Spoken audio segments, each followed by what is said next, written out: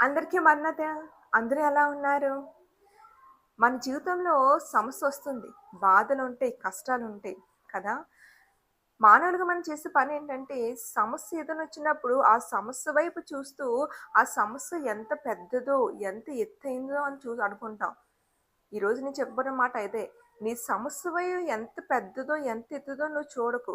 నీ దేవుడి యొక్క శక్తి వైపు నువ్వు చూడు. మన జీవితంలో ఏదైనా సమస్యొచ్చినప్పుడు సమస్య ఎంత పెద్దదో చూస్తాము. బాధొస్తే బాధ ఎంత లోతైనదో చూస్తాము. ఇంక ఈ యొక్క పని ఇంక అసాధ్యము అని అనుకుంటాం. కానీ ఈరోజు దేవుడు నిన్నే అడుగుతున్నాడు. నువ్వు నీ సమస్య వైపు చూస్తున్నావా? లేదా నువ్వు ప్రార్థిస్తున్న నీ దేవుడి వైపు నువ్వు చూస్తున్నావా? బైబిల్ గ్రంథంలో సమస్య వైపు చూసిన వారు ఓడిపోయారు. దేవుని శక్తి వైపు చూసిన వారు గెలిచినట్లుగా మనం చూస్తున్నాం. దేవుడు ఇశ్రాయేలు ప్రజలకి కనాను దేశాన్ని ఇస్తానని చెప్పి వాగ్దానం చేశారు.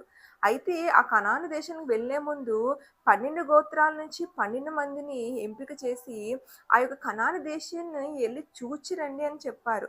ఆ 12 మందిలో 10 మంది అక్కడ వీరికంటే బలమైన వారి వైపు చూచి, అమ్మో! వాళ్ళ ముందు మేము మిడతల వలె ఉన్నాము. మనం అక్కడికి వెళ్ళలేము, ఉండలేము అని భయపడిపోయి ఆ కనాను దేశంలోకి వీళ్ళు అడుగు పెట్టలేకపోయారు.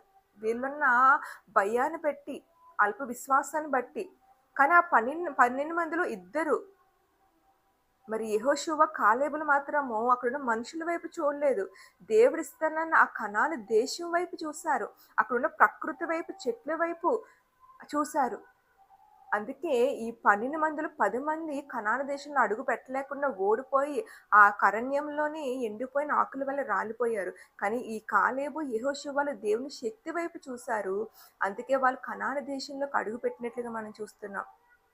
అలాగే గొలియాతును కూడా దావీదు మరి ఎదురుగున్న గొలియాతు వైపు చూడలేదు. తన పక్షాన ఉండి యుద్ధం చేసే దేవుడి వైపు చూశాడు. తన ఎదురుగుండానే పెద్ద సమస్య వంటి గొలియాతు వైపు చూడలేదు కానీ, యుద్ధము యెహోవాదే అని దేవుడి శక్తి వైపు చూశాడు కనుకనే అంత ఎత్తు, అంత బలమైన గొలియాతు మీద దావీదు విజయాన్ని సాధించాడు. ఈరోజు ఈ మాటలను నీ జీవితంలో కూడా, నీ జీవితంలో ఏ సమస్య ఉన్నా, ఏ బాధ ఉన్నా, ఏ కష్టం ఉన్నా దాని వైపు నువ్వు చూడకు. నువ్వు ప్రార్థిస్తున్న దేవుడి వైపు నువ్వు చూడు. ఖచ్చితంగా నీ సమస్య నీకు చాలా చిన్నదిగా ఉంటుంది. ఆ సమస్య నుంచి, ఆ కష్టం నుంచి దేవుడు నీకు విడుదల దయచేసి గొప్ప విజయాన్ని దేవుడు నీ జీవితంలో జరిగించబోతున్నాడు. ఆమేన్. మరి ఈ మాటలు నమ్మినట్లయితే కింద కామెంట్‌లో ఆమేన్ అని కామెంట్ చేయండి.